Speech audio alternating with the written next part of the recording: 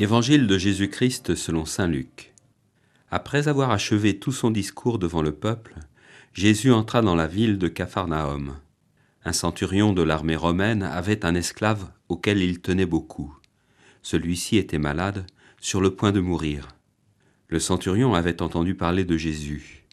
Alors il lui envoya quelques notables juifs pour le prier de venir sauver son esclave. Arrivé près de Jésus, ceux-ci le suppliaient. « Il mérite que tu lui accordes cette guérison.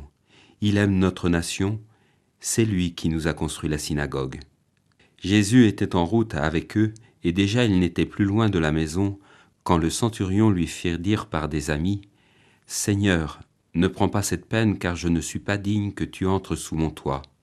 Moi-même, je ne me suis pas senti le droit de venir te trouver. Mais dis seulement un mot et mon serviteur sera guéri. Moi qui suis un subalterne, j'ai des soldats sous mes ordres. À l'un je dis va, et il va, à l'autre viens, et il vient, et à mon esclave fais ceci, et il le fait. » Entendant cela, Jésus fut dans l'admiration. Il se tourna vers la foule qui le suivait. « Je vous le dis, même en Israël, je n'ai pas trouvé une telle foi. » De retour à la maison, les envoyés trouvèrent l'esclave en bonne santé. Étonnant évangile qui nous livre le récit d'une rencontre vraie et profonde, bien qu'elle n'ait jamais eu lieu physiquement. Deux hommes, mus par une estime réciproque, prêts à se mettre en mouvement pour rencontrer l'autre tel qu'il est. Deux hommes confiants dans ceux qui les entourent. Ce qui est saisissant dans cet évangile, c'est la qualité des regards. Qualité du regard de Jésus, que nous connaissons bien et dont nous avons pu faire l'expérience. Un regard confiant dans ceux qui l'entourent et le sollicitent.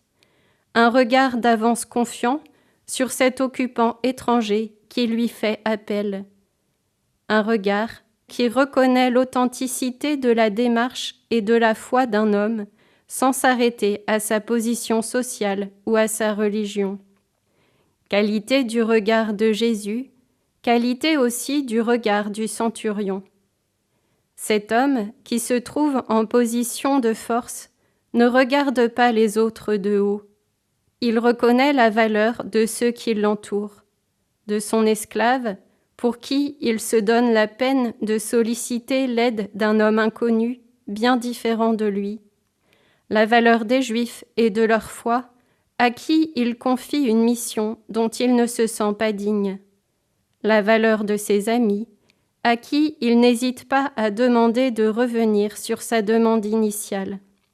Sa manière de solliciter l'aide de Jésus, son attention à ne pas le mettre en difficulté par rapport à sa pratique religieuse, nous montre aussi la haute estime qu'il lui porte, rien que d'avoir entendu parler de lui.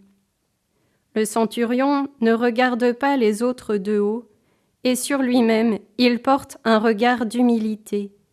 Humilité qui laisse place à la foi en Jésus.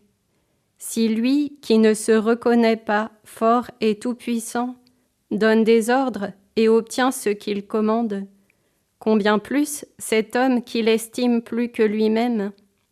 De beaux regards qui finalement ne se croiseront pas, de beaux regards qui révèlent le cœur de chacun. Ces deux cœurs ouverts à l'autre qui offrent le terrain favorable au miracle, qui ouvrent la porte à la vie. Voilà une belle invitation à nous laisser interroger sur nos relations aux autres et à demander au Seigneur de purifier notre regard. L'évangile du jour était commenté par une sœur Clarisse du monastère Sainte-Claire de Nantes.